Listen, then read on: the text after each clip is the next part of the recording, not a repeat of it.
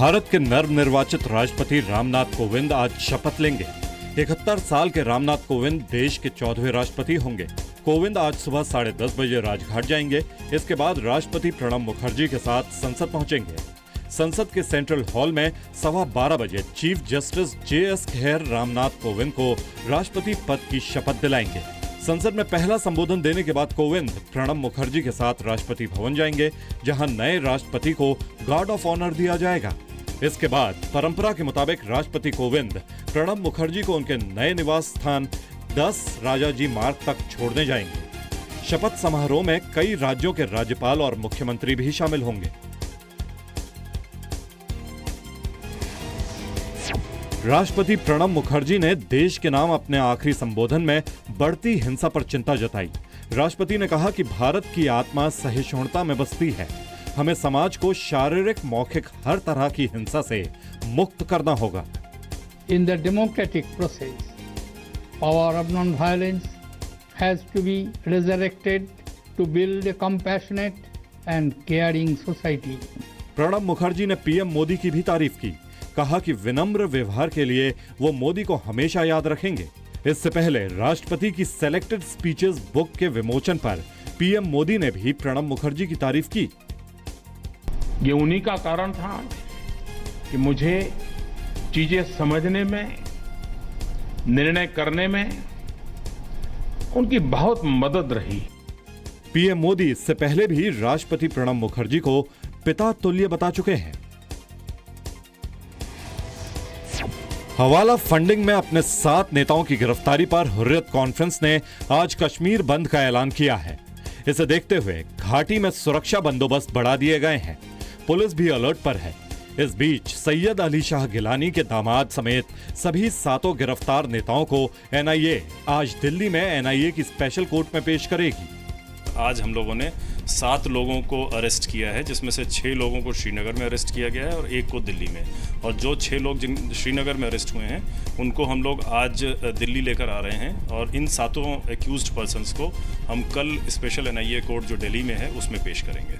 गिलानी के दामाद अल्ताफ फंटूश समेत इन नेताओं पर पाकिस्तान से हवाला का पैसा लेने के मामले में एनआईए ने 30 मई को केस दर्ज किया था।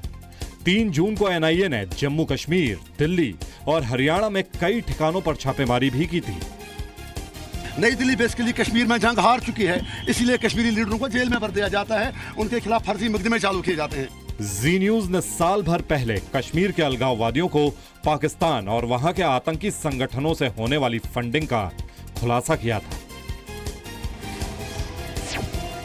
लोकसभा से 6 सांसदों के निलंबन के खिलाफ कांग्रेस आज संसद परिसर में गांधी प्रतिमा पर धरना देगी।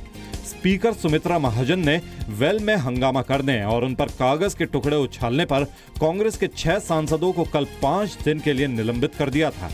कांग्रेस ने यह हंगामा मॉब लिंचिंग पर चर्चा की मांग को लेकर किया था।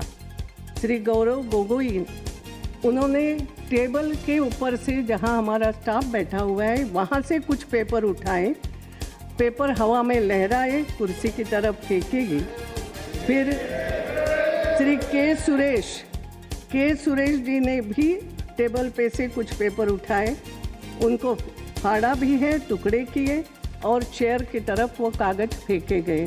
श्री अधीर रंजन चौधरी, श्रीमती रंजिता रंजन, कुमारी सुष्मिता देव एंड श्री M.K. राघवन, इन लोगों ने भी इसी प्रकार पेपर फाड़े। कांग्रेस का कहना है कि फैसले के पीछे सत्ता पक्ष का अहंकार दिखाई दे रहा है। हम विभिन्न प्रकार से हम ध्यान आकर्षण करने की कोशिश कर रहे थे कि चर्चा आज शुरू करें, लेकिन सत्ता पक्ष में इतनी अहंकार है कि उन्होंने चर्चा शुरू करने से साफ इनकार कर दिया। आज प्रदर्शन करके कांग्रेस स्पीकर से फैसले पर पुनर्विचार की मांग करेंगे। स्पीकर ने कल ही कह दिया था कि ये निलंबन उन्होंने अनुशासनहीनता देखकर किया है, पार्टी देखकर नहीं। पाकिस्तान के लाहौर में कल के आत्मघाती धमाके की जिम्मेदारी अभी तक किसी आतंकी संगठन ने नहीं ली है। लाहौर में पंजाब के सीएम शहबाज शरीफ के दफ्तर के पास हुए इस धमाके में 26 लोग मारे गए और 60 से ज्यादा लोग घायल हो गए। मारे गए लोगों में 9 पुलिस वाले हैं। यह हमला पुलिस को ही निशाना बनाकर किया गया था। दूसरी तरफ अफगानिस्तान की राजधानी काबुल में भी एक बड़े कार धमाके में 26 लोग मारे गए और 41 लोग घायल हो गए। धमाके की जिम्मेदारी तालिबान ने ली है। धमाका काबुल के पश्चिमी हिस्से में शिया बहुल इलाके में हुआ। आतंकी एक बस को निशाना बनाना चाहता था जिसमें सरकारी कर्मचारी सवार थे। साल भर पहले भी इस इलाके को निशाना बनाया गया था जिसमें दर्जन भर लोग मारे गए थे। तब हमले की जिम्मेदारी आतंकी संगठन ISIS ने ली थी। इराक ने कहा है कि उसे इस बात की कोई जानकारी नहीं है कि मौसुल से अगवा किए गए भारतीय जिंदा भी हैं या नहीं। भारतीय विदेश मंत्री सुषमा स्वराज ने भारत की 5 दिन की यात्रा पर पहुंचे इराकी विदेश मंत्री इब्राहिम अल जफारी से बातचीत के दौरान ये मुद्दा उठाया। जफारी ने कहा कि उनकी सरकार के पास ऐसा कोई सबूत नहीं है जिससे 3 साल पहले मौसुल से अगवा हुए 39 भारतीयों के बारे में कोई जानकारी मिल सके।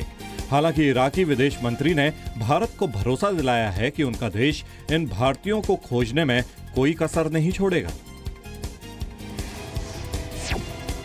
गुजरात में बारिश और बाढ़ से हालात बिगड़ते जा रहे हैं। बाढ़ की वजह से अभी तक 70 लोगों के मारे जाने की खबर है। हालांकि यह आंकड़ा आधिकारिक नहीं है।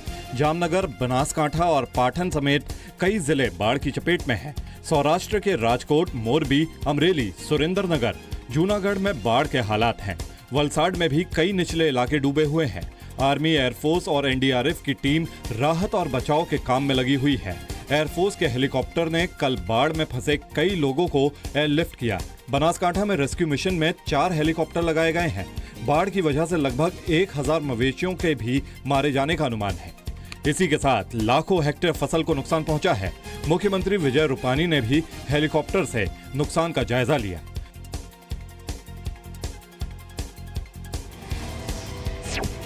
यूपी सरकार ने टोल प्लाजा पर VIP लेन बनाने का फैसला वापस ले लिया है। जी न्यूज ने VIP कल्चर की वापसी के योगी सरकार के इस फैसले पर सवाल उठाया था। यूपी PWD के अपर मुख्य सचिव ने एक सर्कुलर जारी करके कहा कि टोल प्लाजा पर सुविधाएं सबके लिए एक जैसी ही होंगी। कोई सेपरेट लेन या VIP लेन या इस तरह की कोई चीज नई अलग से नहीं बनानी है। जो सामान्य लेन सभी के लिए उपलब्ध है वही MP MLAs के लिए भी उपलब्ध है। 2 दिन पहले निर्देश जारी किया गया था कि टोल प्लाजा पर ट्रैफिक जाम होने की सूरत में MLA, MLC और MP की गाड़ियों की आवाजाही के लिए अलग लेन बनाई जाए। यह आदेश सभी जिलों के DM को भेजा गया था। योगी सरकार के इस फैसले पर सवाल उठाया था।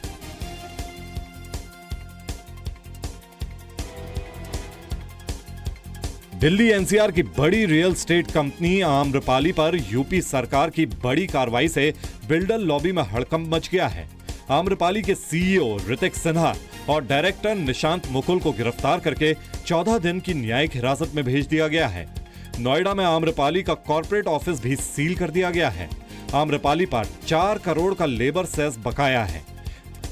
कई नोटिस के बावजूद पैसा जमा नहीं करने पर श्रम विभाग ने दादरी के SDM को शिकायत की और इसके बाद ये कार्रवाई हुई। गिरफ्तार किए गए CEO ऋतिक सिन्हा आम्रपाली के CMD अनिल शर्मा के दामाद भी हैं। CEO की गिरफ्तारी हुई है निशित कुमार सिन्हा जी और उनके डायरेक्टर निशांत मुकुल, 2 लोगों की गिरफ्तारी की गई। लैंड रेवेन्यू एक्ट की धारा 171 के तहत गिरफ्तारी वारंट जिनका जारी किया गया था उसके तहत गिरफ्तारी। निवेशकों से धोखाधड़ी करने वाले बिल्डर्स को CM योगी आदित्यनाथ की चेतावनी के 2 दिन के अंदर हुई है ये कार्रवाई। दिल्ली NCR के कई और बिल्डर्स पर भी ऐसी कार्रवाई हो सकती है। श्रम विभाग ने नोएडा, ग्रेटर नोएडा के 7 और बड़े बिल्डर्स के खिलाफ भी RC जारी कर रखी है।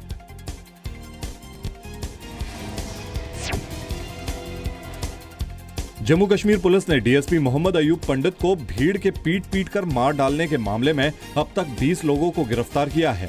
जम्मू कश्मीर पुलिस के मुताबिक अयूब पंडित की हत्या में शामिल एक आतंकी 12 जुलाई को सुरक्षा बलों के साथ मुठभेड़ में मारा गया। पुलिस का कहना है कि जांच जारी है, अभी कई और लोगों को गिरफ्तार किया जा सकता है। Talking to all the accused persons involved and after gathering the evidence on record and the statements, so far we have been able to arrest 20 accused persons. Police के मुताबिक अमरनाथ यात्रियों की बस पर आतंकी हमले में आतंकियों की मदद करने वाले उनके एक साथी को अनंतनाग में गिरफ्तार किया गया है।